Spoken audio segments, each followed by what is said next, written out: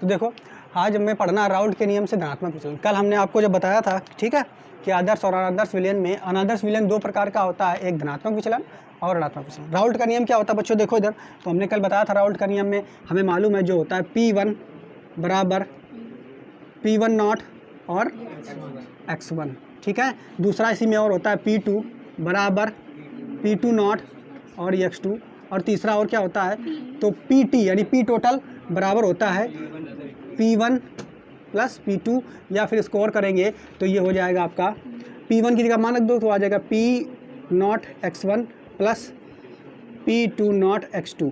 Clear, ये PT बराबर अगर आप निकालोगे, ठीक। तो ये नियम होते हैं राउल्ट के नियम के। क्लियर, ये राउल्ट के नियम होते हैं। लेकिन हमने आपको बताया था चूंकि ये राउल्ट का नियम जो होता है, इस नियम को अगर जो विलयन पालन ना करे बच्चों, तो वो क्या होते हैं, अनादर्श विलयन। और अनादर्श विलयन में धनात्मक विचलन हमको पढ़ना है। और धनात्मक विचलन में आपको हमने बताया था क्या होता है कि जो आपका ये दाब वाष्प दाब है, ये इस दिए गए वाष्प दाब से ज़्यादा हो जाएगा। होता है कि नहीं, कल बताया था आप लोगों को याद होगा। ये हमने ऐसा बनाया था इज ग्रेटर देन, ये बी इज ग्रेटर देन, ये बी इज ग्रेटर देन, ये बी इज ग्रेटर देन, ऐसे, ठीक है। ये चीज़ें एक, ये दोनों एक ही चीज़ें हैं, ठीक है। इतना बात समझ में आया कि नहीं। अच्छा, हमें धनात्मक विचलन समझना है। इसको समझने के लिए एक छोटा सा उदाहरण हम लेते हैं, ठीक है। जैसे आप देखोगे, अगर मान लो कि दो भाई हैं, ठीक है, दो भाई हैं, एक का नाम है राम और दूसरा है श्याम। इस उदाहरण समझाएंगे तो आपको ज़्यादा क्लियर होगा, ठीक है। एक है श्याम, राम और श्याम दो भाई हैं, ठीक है। इस शुरुआत में क्या है बच्चों कि ये राम और श्याम जो हैं दोनों यहाँ पे अपने घर पे रहते हैं। ये अपने घर पे रहते हैं बच्चों, समझना, ठीक है, ध्यान समझना। ये भी अपने घर पे रहता है। तो शुरुआत में क्या है, जब ये दोनों अपने घर पे रहेंगे तो होगा क्या कि घर में होता है क्या, कुछ बाउंडेशंस होती हैं कि नहीं। बाउंडेशन क्या होती है कि आप ज़्यादा से ज़्यादा घर पे रहोगे, समय पे आना है, स्कूल जाओ, स्कूल सीधे घर पे आओ। अगर शाम को कहीं ज़्यादा तो घूमने चलेगा तो मैं कुछ कहाँ गए थे, हैं, पूछेंगे कि नहीं। मतलब आपको ज़्यादा देर तक कहीं घूमना नहीं, कहीं घर से बाहर जाना मम्मी को बता के जाओगे, पापा को बता के जाओगे, ठीक है। होती है बाउंडेशन की नहीं, अपनी मर्जी से ज़्यादा काम नहीं करोगे, होती है बाउंडेशन ना। तो ठीक, तो हमें पता है कि राम और श्याम इन दोनों की मतलब घर पे जो होता है सभी की बाउंडेशन होती है। सब लोग मम्मी पापा पूछते हैं कि कहाँ क्या कर रहे हो, कुछ भी करोगे तो पूछेंगे कि नहीं। तो मतलब ये होता है कि अगर आप कोई व्यक्ति घर पे रहता है तो उस पर दबाव बना रहता है, नियम कानून होते हैं, उन्हीं नियम कानूनों के बंधनों में उसको रहना होता है, ठीक। अब क्या हुआ, ये दोनों राम और श्याम बढ़िया से इंटर पास कर लिए। पास करने के बाद क्या किया, इन्होंने इंजीनियरिंग कॉलेज में दाखिला ले लिया, ठीक है। और जा करके ये हॉस्टल में रहने लगे दोनों, ठीक। कहाँ रहने लगे बच्चों, हॉस्टल में। ये यहाँ पे जाके हॉस्टल में रहने लगे। अब देखो जब ये हॉस्टल में रहने लगेंगे तो क्या होगा, अब कोई नियम कानून मम्मी पापा का नहीं है, ठीक है। यहाँ पे दोनों रह रहे हैं भाई राम और श्याम। अब क्या है, बढ़िया से ये जब मनाए, जब तक रात तक घूमे, जब मनाए खेलें, जो मनाए, मतलब जो भी करना है अपनी मर्जी से करना है, कोई बाउंडेशन नहीं है, मतलब ये बिल्कुल फ्री हो गए। इसी प्रकार एक उदाहरण हम आपको देते हैं।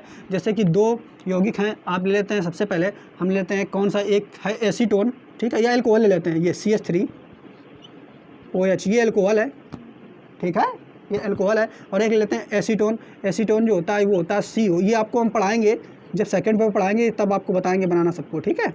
ये आपका हो गया एसीटोन। एसीटोन को ऐसे भी बना सकते हो इस तरीके से, ठीक है, बात समझ। इसका सूत्र होता है CH3CO CH3, बनाओगे इस तरीके से बनेगा, ठीक। तो एक हमने ले लिया कौन सा बच्चों, एक हमने ले लिया अल्कोहल और एक ले लिया एसीटोन, ठीक। लिख देते हैं नाम, चाहो तो दिक्कत होगी, आप भूलो ना, ठीक है। ये आपका अल्कोहल और ये कौन सा बच्चों, एसीटोन, ठीक है। तो अब देखो होता क्या है कि अल्कोहल और एसीटोन दोनों जो हैं, इसमें थोड़ा सा आपको ध्यान देना है बच्चों। क्या ध्यान देना है कि यहाँ पे एक C आपको दिख रहा है और एक O दिख रहा है, ये C और O दिख रहा है, ठीक है। तो इसमें होता क्या है कि O और C में अगर आप देखोगे तो इस पर थोड़ा सा ऋण चार्ज होता है, इस पर, और इस पर थोड़ा सा धन चार्ज होता है।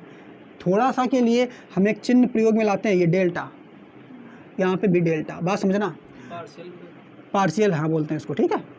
क्या बोलते हैं, आंशिक धनावेश है इस पे और इस पे आंशिक ऋणावेश। कैसे होता है ये सब आपको बाद में बताया जाएगा जब सेकंड पेपर चलेगा, ठीक है।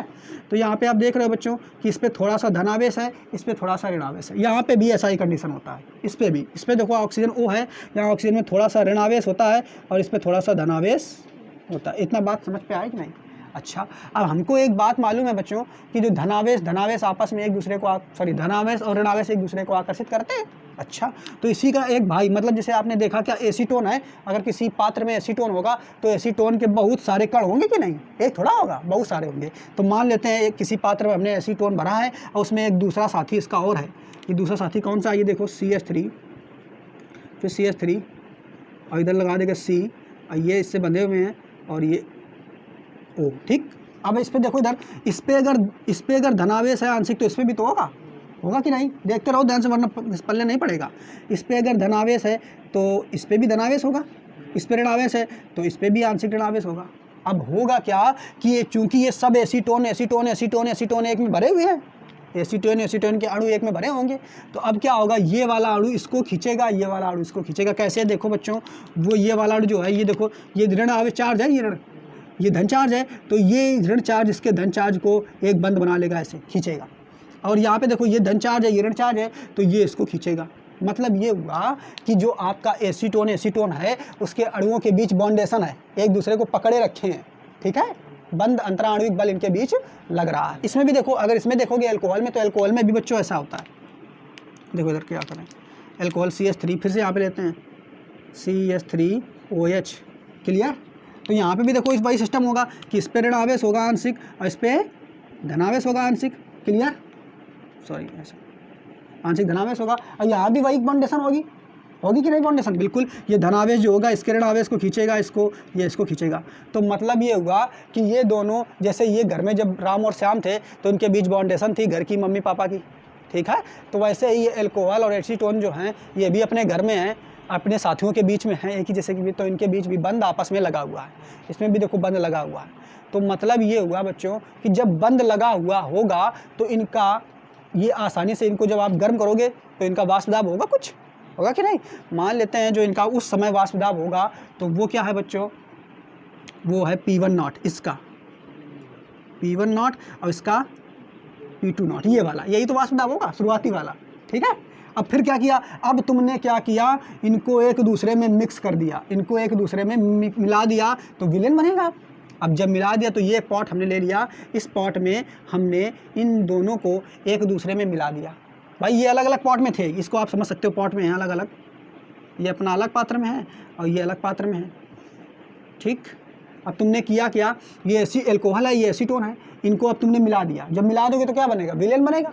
और जब मिला करके इसको इस बड़े से पात्र में तुमने रख दिया बच्चों, तो देखो क्या होगा, ये विलेन बन जाएगा। अब देखो सिस्टम क्या आएगा, देखो ध्यान से, यहाँ पे एसीटोन है, तो ये मान लेते हैं एसीटोन है CH3C, और ये कैसे बनाना है CH3 और ये आ जाएगा C, और फिर इधर CH3 डबल बॉन्ड O, ठीक, ऐसे तो बना था। अब इसका एक और साथी है ये वाला, तो इसको भी ले लेते हैं CH3,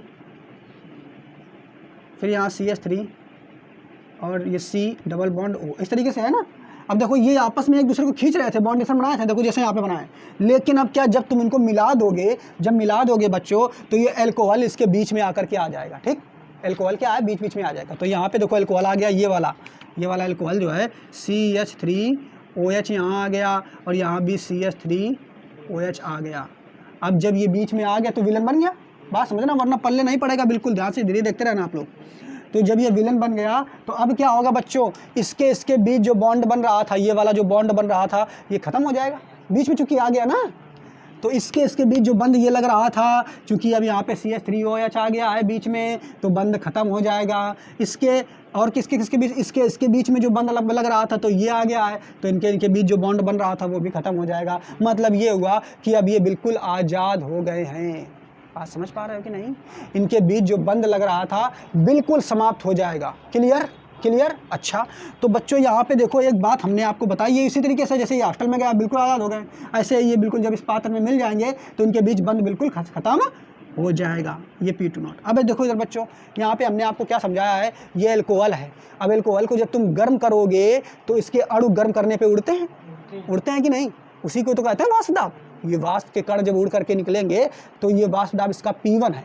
एक चीज़ समझना, चूंकि इसमें बॉन्डेशन लगी है तो वाष्प दाब कम बनेगा कि नहीं। अब मान लिया वो कितना बन रहा है, P1 बन रहा है, P1 नॉट, ठीक है। इसको भी जब गर्म करोगे तो इसका भी वाष्प दाब बनेगा, वाष्प बनेगा, वाष्प बनकर ये निकल रहा है तो उसी को वाष्प दाब कहेंगे, ठीक है। तो इसका वाष्प दाब है P2 नॉट, इसमें भी बंद लगा है। लेकिन जैसे ही तुमने बच्चों इसमें इन दोनों को मिला दिया और घोल दिया, और जैसे ही इसको घोल के विलेन बना दिया तो इनके बीच बॉन्डेशन तो सारी खत्म। अब जैसे ही तुमने गर्म करना शुरू किया तो इसका वाष्प दाब होगा जो बच्चों, वो कैसा होगा, इन दोनों से ज़्यादा आएगा। बात समझना, इन दोनों से वाष्प दाब जो होगा वो ज़्यादा आएगा, यानी PT जो होगा टोटल, P टोटल जो होगा वो अब ज़्यादा होगा। बात समझ पा रहे हो कि नहीं? नहीं समझ पाए। यहाँ पे वाष्प दाब जितना था, यहाँ पे वाष्प दाब जितना था, अगर इनके बीच ये बंड खत्म ना हुआ होता तो वाष्प दाब इन दोनों के योग के बराबर होता। लेकिन तुम्हें बताया क्या, चूंकि इसके बीच यहाँ बंड लगा था तो वाष्प दाब ये कम उड़ पा रहे थे तो वाष्प दाब थोड़ा कम था, यहाँ पे भी थोड़ा कम था। लेकिन जैसे ही बंडेशन खत्म हो गई इनके बीच तो वाष्प दाब पहले इन दोनों को मिला करके इनसे ज़्यादा हो गया, क्योंकि अब इनके बीच बंडेशन नहीं है। तो जितना ज़्यादा गर्म करोगे इतना ज़्यादा बाहर ही भगेंगे, कोई बाउंडेशन कोई रोकने वाला टोकने वाला नहीं, तो सब भगेंगे फट से फट बाहर, और जितना ज़्यादा भगेंगे वाष्प दाब उतना बढ़ेगा। तो बिल्कुल यहाँ से आपको समझ में आ गया होगा बच्चों कि इसका वाष्प दाब जो है, इसका वाष्प दाब जो है PT जो है यानी P टोटल है is greater than, P total जो होगा वो इज ग्रेटर देन होगा किसके बच्चों, तो P1 और प्लस P2 के होगा कि नहीं बताओ, सॉरी P1 प्लस P2 के, हाँ P1 प्लस P2 के, या फिर ऐसा कर लो इस तरीके से, इसको P1 मानो तब सही है, P1 या P2 के, ठीक है। इसके अलग अलग वाष्प दाब से ज़्यादा होगा। नहीं समझ पाए, फिर से समझो। इसका वाष्प दाब मान लेते हैं 2, इसका वाष्प दाब मान लेते हैं 3, इसका वाष्प दाब मान लेते हैं 2, इसका वाष्प दाब मान लेते हैं 3। बॉन्डेशन के बीच इतना था, लेकिन जैसे ही बॉन्डेशन खत्म तो P1 का जो वाष्प दाब हो गया वो बढ़ गया, और ये बढ़ करके हो गया तुम्हारा 3, और P2 का जो वाष्प दाब है ये बढ़ करके हो गया तुम्हारा 4। तो अब टोटल वाष्प दाब कितना आएगा बच्चों, 4 3 7। नहीं समझ पाए, समझ गए कि नहीं? वैसे टोटल निकालते तो कितना होता वाष्प दाब, वैसे निकालते तो ऐसे तो 5 होता, लेकिन अब कितना आ रहा है 7, तो वाष्प दाब बढ़ गया कि नहीं? अरे जब बाउंडेशन खत्म तो वाष्प दाब बढ़ गया, ठीक है। तो इसका मतलब ये हो गया, यानी पहले की तुलना में वाष्प दाब अब बढ़ जाएगा, ठीक। अब फिर दूसरा देखो, इसमें देखो अलग अलग अगर देखा जाए तो पहले वाष्प दाब इसका कितना था, पहले वाले का इसका कितना था बच्चों, इसका मान लेते हैं ये है P1 है, ठीक है। नहीं इस तरीके समझा ज़्यादा सही रहेगा, हाँ। तो इसका पहले वाला वाष्प दाब मान लेते हैं, जो यहाँ पे इससे अगर देखा जाए तो पहले वाला वाष्प दाब मान लेते हैं P, इधर देखो, इधर पहले वाला वाष्प दाब है P1 नॉट, ठीक है। अब बाद वाला वाष्प दाब है केवल P1, तो अब ये ज़्यादा होगा कि ये ज़्यादा होगा, क्यों? क्योंकि अब बाउंडेशन खत्म हो जाएगी, ठीक। इसमें दूसरे वाले में देखोगे तो दूसरे वाले में अगर देखोगे तो पहले वाष्प दाब इसका था P2, दूसरे वाले का वाष्प दाब पहले P2 था। अब फिर बाद में जब विलेन में मिला दिया हमने इसको, पहले वाला वाष्प दाब P2 नॉट था, और जब विलेन में मिला दिया तब इसका वाष्प दाब बढ़ जाएगा। तो ये वाली कंडीशन फॉलो करेगी। बात समझ पा रहे हो कि नहीं? ठीक है, नहीं समझ पाए फिर से समझ लो कि पहले इसका वाष्प दाब कुछ रहा होगा, इसका भी वाष्प दाब कुछ रहा होगा, जो भी अब मान लिया, ये हम यहाँ पे हमने P1 P2 माना है, ठीक है। तो पहले चूंकि इनके बीच बंद लग रहा था तो वाष्प दाब अपेक्षाकृत कम था, लेकिन जैसे ही इनको हमने घोल दिया तो वाष्प दाब अपने आप बढ़ जाएगा ना, क्योंकि बंद खत्म हो जाएगा, तो इसलिए वाष्प दाब बढ़ जाएगा, ठीक है। तो बस चूंकि वाष्प दाब बढ़ जा रहा है तो इसी को ही हम कहते हैं धनात्मक विचलन। क्यों बढ़ जा रहा है? क्योंकि इनके बीच अंतराणविक बल जो है वो खत्म हो जाता है, इसलिए वाष्प दाब अपेक्षाकृत बढ़ जाता है। तो इसके बारे में हिंदी में लिखना क्या है वो हम यहाँ पे लिख देते हैं, आप देखिए जल्दी से, ठीक है। तो बस देखो यहाँ पे हमने क्या बताया, यहाँ पे उदाहरण लिया है एल्कोहल और एसीटोन का, इनको लिया आपस में मिला दिया है, तो पहले इनका अलग अलग वाष्प दाब कुछ तो होगा, अब बाद में इनका वाष्प दाब बढ़ जाता है, पहले की तुलना में बढ़ जाता है कि नहीं। तो बस इसी विचलन को धनात्मक विचलन कहते हैं। देखो लैंग्वेज में कैसे लिखा है, यदि किसी विलयन में विले आकर्षण बल, विले मतलब ये देखो ये विलयन है, इसमें विले क्या हो गया, तो विले आप एक को मान सकते हो एल्कोहल को, ये एसीटोन हो गया। विलायक क्या बताया हमने, विले आकर्षण बल, यानी इनके बीच जो आकर्षण बल लग रहा है। फिर क्या कह रहा है, विलायक आकर्षण बल, यानी इनके बीच जो आकर्षण बल लग रहा है, ठीक है। आकर्षण बल विलयन के अणुओं के आकर्षण बल से अधिक हो, तो विलयन का जो अणु है उनके बीच जो आकर्षण बल है उससे ज़्यादा है इनका कि नहीं, अलग अलग ज़्यादा है ना, से अधिक हो तो वह विचलन धनात्मक विचलन प्रदर्शित करता है बच्चों, ठीक है। इसलिए इसको हम जैसे इसका उदाहरण दिया है, जैसे अल्कोहल और एसीटोन। यहाँ पे थोड़ा सा आपको ध्यान देना है, इनके बीच आकर्षण बल ज़्यादा लग रहा है, यहाँ आकर्षण बल ज़्यादा नहीं है धनात्मक विचलन में, ठीक, लेकिन आकर्षण बल ज़्यादा नहीं है, पर वाष्प दाब इसका ज़्यादा है, ठीक है, क्लियर। तो ऐसे विचलन को हम क्या कहते हैं, धनात्मक विचलन, ठीक। अच्छा, इसका एक ग्राफ बनता है, उस ग्राफ को देख लो। तो जब राउल्ट का नियम हमने आपको पढ़ाया था तब एक ग्राफ आपको बता करके दिखाया था, अगर वो ग्राफ याद है तो आप इसका भी ग्राफ बना लोगे, ठीक है। कैसे, देखो इधर हमने इस तरीके से बच्चों आपको बताया था ग्राफ राउल्ट के नियम के तहत।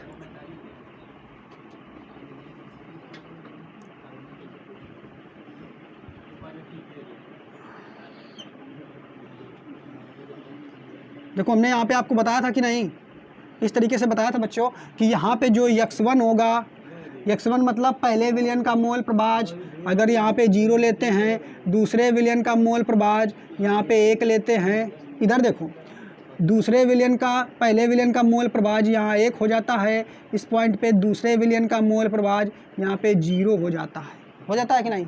तो क्या होगा, अब देखो तो क्या होगा बच्चों, यहाँ पे देखो इधर यहाँ पे पहले विलयन का मोल प्रभाज 0 है ना। जब पहला विलयन यानी ये पहला आप देख रहे हो, सॉरी पहला जो पदार्थ है विलय है उसका मोल प्रभाज 0 मतलब वो है ही नहीं, तो दूसरा वाला केवल है। तो जब दूसरा वाला केवल है तो वाष्प दाब किसका होगा, दूसरे वाले का। तो दूसरे वाले का वाष्प दाब अधिकतम हमने यहाँ पे लिया था और वो वाष्प दाब कितना था, P2 ठीक है, क्लियर। अब यहाँ पे देखोगे बच्चों, यहाँ पे अगर देखोगे तो पहला वाला विलय है ही नहीं यहाँ पे, क्योंकि विलयन दो चीज़ों से मिलकर बना होता है, विलय विलायक। तो यहाँ पहला विलय है ही नहीं, यानी इसका वाष्प दाब पहला वाला है, मतलब सॉरी पहला वाला है, इसका वाष्प दाब अधिकतम है और दूसरे वाले का नहीं है, ठीक नहीं, सॉरी मोल प्रभाज, पहले वाले के मोल प्रभाज अधिकतम है, यानी पहले वाले के अणु अधिकतम है यहाँ पे और दूसरे वाले के नहीं है। तो चूंकि यहाँ पे फिर वाष्प दाब किसका ज़्यादा होगा, पहले वाले का। तो पहले वाले के लिए वाष्प दाब को हम कहाँ से प्रदर्शित करते थे बच्चों, तो उसको हम प्रदर्शित करते थे P1 ठीक, क्लियर। अब अच्छा, इसके लिए ग्राफ हमने कैसे बनाया था आप लोगों को याद होगा। इसके लिए ग्राफ देखो कैसे बनाया था कि x1 जो है, x1 जैसे जैसे हम इधर बढ़ेंगे, वैसे वैसे तो x1 का मान बढ़ रहा है, तो इसका x1 का वाष्प दाब ज़्यादा कैसे होगा, जब इसको हम यहाँ पे मिला देंगे, क्लियर। अब दूसरे वाले का देखो, तो दूसरा वाला यहाँ पे 0 है, लेकिन जैसे जैसे इसको ऊपर बढ़ाएंगे तो अधिकतम वाष्प दाब यहाँ हो जाएगा। तो इसको हमने ऐसे बनाया था, याद होगा सभी को, ठीक। और फिर एक रेखा ऊपर को ऐसे खींच दी थी, और ये रेखा जो होती है ये P1 और P2 को प्रदर्शित करता है, यानी टोटल वाष्प दाब प्रदर्शित करता है। यानी ये प्रदर्शित करता है बच्चों PT बराबर P1 प्लस P2, ऐसे प्रदर्शित करता है कि नहीं, ये वाली रेखा। और ये वाली जो रेखा थी पहली वाली, जो ये वाली रेखा खींची है ये बच्चों, ये वाली, ये किसको प्रदर्शित करती है, तो यहाँ पे भी हमने आपको लिखाया था, याद होगा। ये वाली रेखा पहले देखो किसको प्रदर्शित करती है, ये वाली किसको प्रदर्शित करती है, तो ये बच्चों P1 जो होगा वो डायरेक्टली प्रोपोर्शनल किसके होगा, x1 के। अरे भाई, जैसे ही आंशिक दाब ज़्यादा होगा, सॉरी क्या बोल रहा है, जैसे ही मोल प्रभाज ज़्यादा होंगे वैसे ही उसका दाब ज़्यादा होगा, वाष्प दाब उसका ज़्यादा होगा। नहीं समझ पा रहे, मोल प्रभाज जितना ज़्यादा, मोल प्रभाज का मतलब समझ पा रहे हो ना, तो मोल प्रभाज का मतलब मात्रा जिसकी ज़्यादा होगी, तो x1 की अगर मात्रा ज़्यादा तो उसका वाष्प दाब उतना ज़्यादा। इसका दूसरे वाले का क्या बनाया था हमने, तो याद होगा बच्चों P2 प्रोपोर्शनल x2, यानी दूसरे वाले का वाष्प दाब जितना ज़्यादा होगा, फिर क्या बोल दे रहा है, दूसरे वाले का मोल प्रभाज जितना ज़्यादा होगा उतना ही ज़्यादा उसका वाष्प दाब। ये हमने ग्राफ बनाया था, आप लोगों को याद होगा। लेकिन यहाँ पे देखो क्या बच्चों कि यहाँ पे जो वाष्प दाब आपका आ रहा है अंत में, ठीक, वो पहले से ज़्यादा आ रहा है ना। यहाँ देखो, यहाँ पहले मान लेते हैं P1 था, तो अब वाष्प दाब यहाँ पे जब आएगा तो पहले से ज़्यादा हो नहीं हो जाएगा इसका, पहले वाले का। तो ज़्यादा जब हो जाएगा तो रेखा बिल्कुल सीधी नहीं चलेगी, अब रेखा ऊपर उठ के चलेगी ऐसे, ठीक। इसमें भी रेखा जो है अब सीधी नहीं चलेगी, वो रेखा जो होगी बच्चों पहले से उठ के चलेगी ऐसे। और इसमें जो है, इसमें भी चूँकि ज़्यादा है पहले से, तो रेखा जो है ऊपर को उठ के ऐसे चलेगी। आप चाहो तो ये पहले वाला है, ठीक है, क्लियर बच्चों। तो इनका ग्राफ कैसा बनेगा, इस तरीके का ग्राफ बनेगा। क्लियर, समझ में आ गया होगा कि नहीं, क्योंकि ज़्यादा है, धनात्मक है, तो इसलिए रेखा ऊपर उठ के चल रही, बस क्लियर, समझ में आ गया, नोट कर लो।